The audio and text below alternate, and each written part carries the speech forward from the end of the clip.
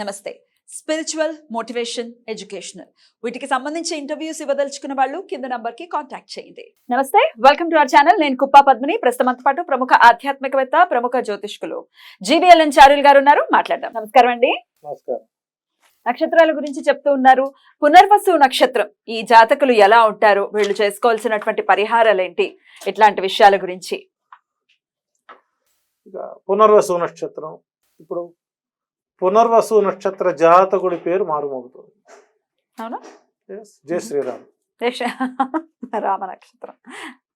దీని మీద మనకు చాలా కొంతమంది పీఠాధిపతులు మనం నక్షత్రం గురించి మాట్లాడుకునేటప్పుడు నాకు ఈ వీడియో యొక్క సమయం నాకు ఇవ్వాలి. అసలు దీన్ని 2 బిట్లుగా వీరు వేయండి, తప్పేం లేదు, తెలియాలి. ఆగమ శాస్త్రాలు పాంచరాత్ర ఆగమం, వైఖానస ఆగమం, స్మార్త ఆగమం, శాక్తేయ ఆగమం, 4 ఆగమాలు మనకు ఉన్నాయి. మనకు శాక్తేయం లేదు, ఆగమాలు ఉన్నాయి. ఒక పేరొందినటువంటి ఒక గొప్ప పీఠాధిపతి అయోధ్య రామాలయం మీద ఈ మధ్య కామెంట్ చేశారు. ఏమని? ధ్వజస్తంభం లేకుండా ఆలయాన్ని ఎలా కడతారు, దాన్ని ఆగమ శాస్త్రం ప్రకారం దాన్ని ఎలా అభివర్ణించాలి, అది వారి అజ్ఞానానికి పరాకాష్ట అని చెప్తారు. మనం దక్షిణ భారతదేశంలో ఉన్నాం, అది ఉత్తర భారతదేశంలో. సోకాల్డ్ ఎవరైతే ఆ పీఠాధిపతి మోడీ గారిని అయోధ్య రామ మందిరం విమర్శించారో, మీరు ఎందుకు అయోధ్య రామాలయ నిర్మాణం కోసం మీరు పోరాటం చేయలేదు? అసలు మీరు ఎందుకు భిక్షకులకు భిక్ష తట్టలేదు?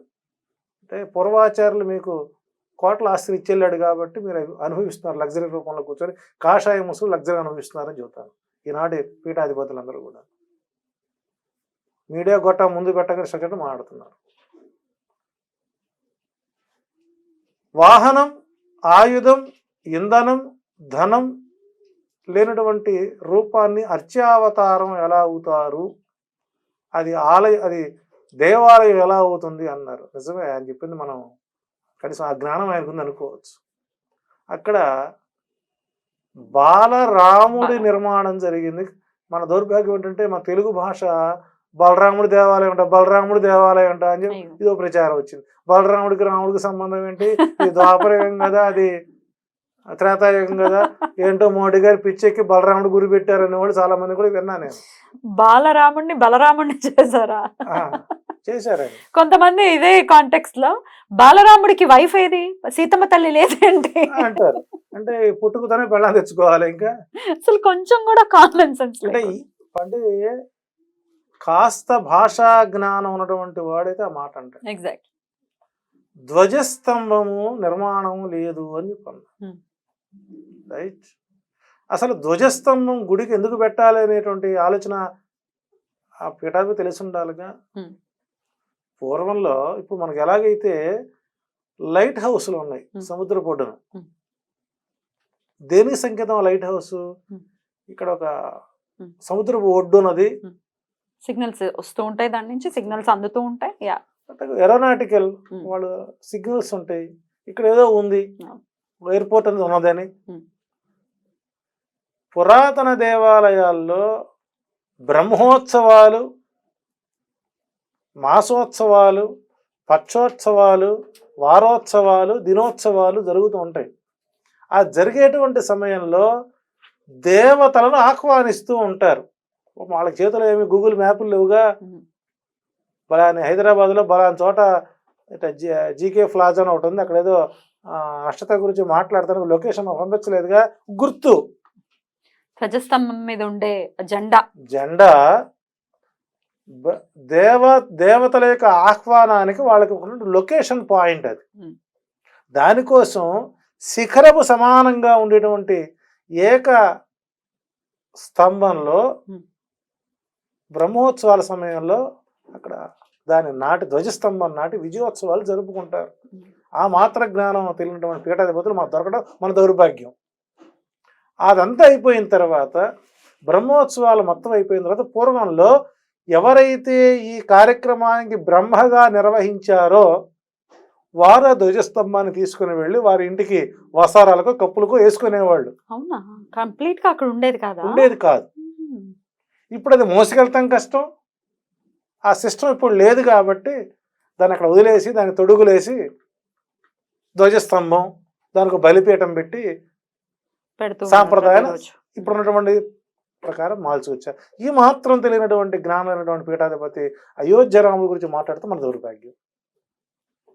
రెండోది, సోకాళ్ళు ఈ పీఠాధిపతులు మరి దేవాలయాల శటగోపురాలు పెడుతున్నారుగా. ఏ దేవాలయాలు శటగోపురాలు పెట్టాలో తెలియనటువంటి వాళ్ళు కూడా పీఠాధిపతులు అయ్యారు మనకు. శటాలు ఏ దేవాలయాలు ఎక్కువ ఉంటాయండి? శివాలయాల్లో, ఇంకా విష్ణాలయంలో ఉంటుంది, ఇంకా ఇంకా ఎల్లమ్మ గుడి పెడుతున్నారు. ఇది అనాచారం అని చెబుతాను. కాదా? అనాచారమే. ఎక్కడెక్కడ ఉండాలి? విష్ణు సంబంధమైన దేవాలయాల్లో, ఆచార్యత్వం ఉన్నటువంటి దేవాలయాల్లో మాత్రమే పాదుకులు ఉంటాయి.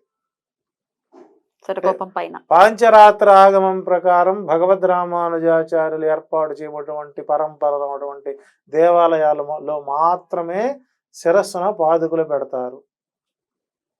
మరి శివాలయాలకి శంకరాచార్య వారు పాదుకులు పెడుతున్నారా? పెట్టకూడదా? పోలేరమ్మ గుడికి ఎవరు పెడుతున్నారు?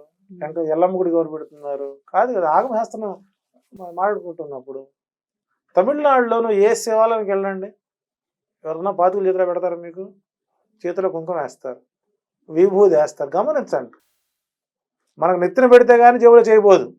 ఆటోమేటిక్గా చూడండి, సింబాలిక్. చటారి పైకి లేవగానే ఈ చెయ్యి ఇక్కడ పోద్ది, తీసేయాలి. అవి కరెక్ట్గా పళ్ళెలో పడగానే నెత్తిన ఆగుతుంది వచ్చి. కాబట్టి ఇక్కడ మరి నదీ హారతులు ఇస్తున్నారే మనకు. గోదావరి నదికి హారతి, కృష్ణా నదికి హారతి, ప్రభుత్వాన్ని డబ్బులకు మంగళహారతి. దానికి ఒక పీఠాధిపతి, దానికి ఒక ప్యానలు, దానికి ఒక కమిటీ వేసి కోట్ల రూపాయలు దండుకునేటప్పుడు మన దక్షిణ భారతదేశాలకి ఉన్నటువంటి నదులకు హారతి ఇచ్చేటువంటి సాంప్రదాయం లేదు అన్నటువంటి కార్యక్రమం ఏ ఆకవస్థ చెప్పుకోవాలిగా కదమ్మా. కాబట్టి అది నార్త్కు సంబంధమైన సాంప్రదాయాలు. భార్య లేకుండా ప్రతిష్ఠ చేశాడు, 14 గంటలను కూర్చోబెట్టాడు ఆయన. ఆయన పక్కన కూర్చున్న మహానుభావుడు వాల్మీకి రూపంలో రాముని చూసుకున్నాడు.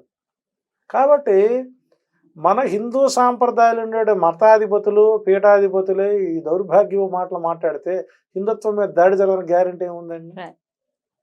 సో కాబట్టి ఆయన బాలరాముడు కానీ బలరాముడు మాత్రమే కాదు.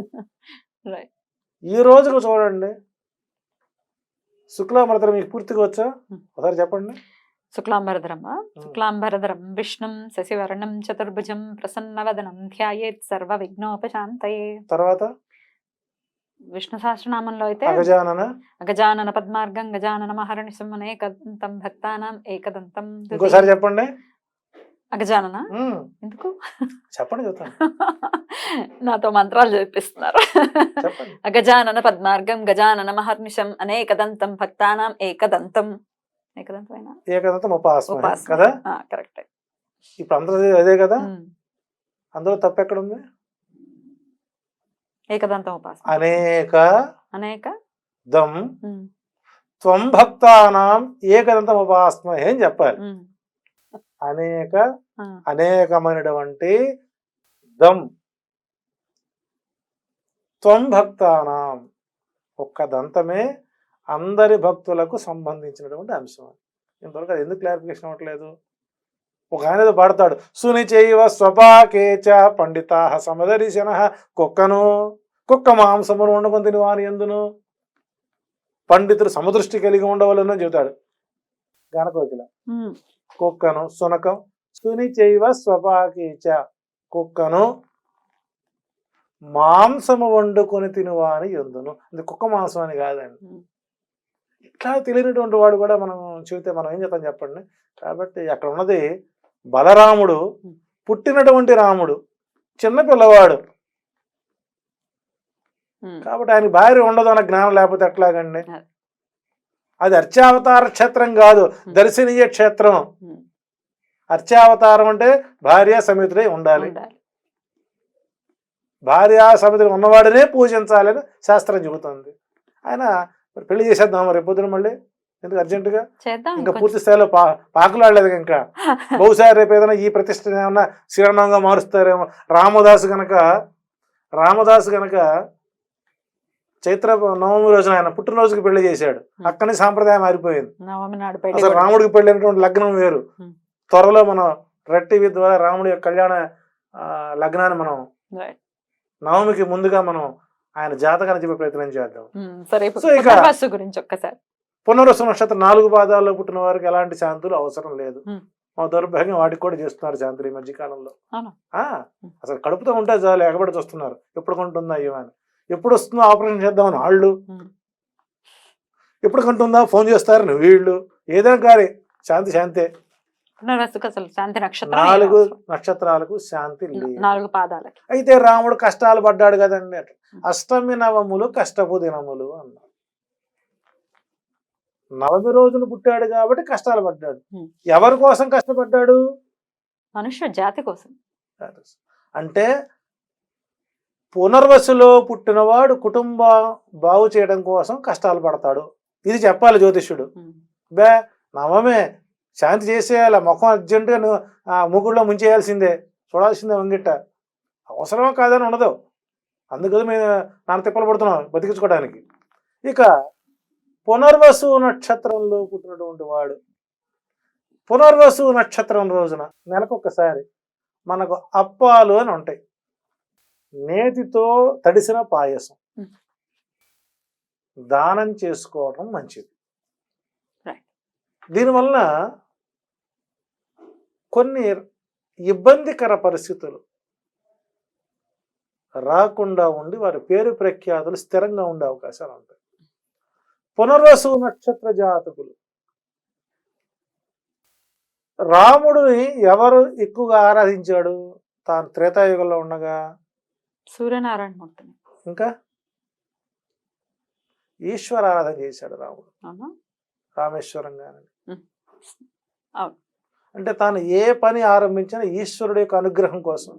కానీ పునర్వసు నక్షత్ర జాతకులు రామునితో పాటు ఈశ్వరారాధన చేసుకోవడం అనేటువంటిది సముచితమైనటువంటి ఫలితం వస్తుంది. ఈ నక్షత్రంలో పుట్టిన వారు ఓం ఔం, ఓలో ఔం పునర్వసయే నమః, పునర్వసయే నమః అనే మంత్రాన్ని మాక్సిమం 11 సార్లు, కుదిరితే 108 సార్లు ప్రతిరోజు చేసుకోవడం మంచిది. అట్లాగే మొదటి పాదం వారు ఆవర్తనో నివృత్తాత్మ సంవృత సంప్రమర్దన. విష్ణు సహస్రనామంలో 25వ శ్లోకాన్ని మీరు పడుకున్నటువంటి మంచం ఎదురుగా గోడ మీద రాసుకోండి.